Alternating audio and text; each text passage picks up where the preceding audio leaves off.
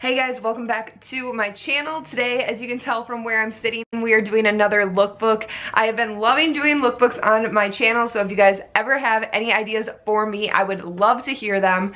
But today we are doing an airplane outfit lookbook, and I have been loving this trend the past couple of years, wearing an outfit to the airport with intention. I'm definitely one person that does that. I don't think about it super much compared to the rest of my outfits on vacation, but I definitely think about it a little bit. So I put together some outfits here that I have either worn or would wear to the airport, and I'm actually leaving on spring break on Wednesday, so I'm trying to pick one out for my vacation in general.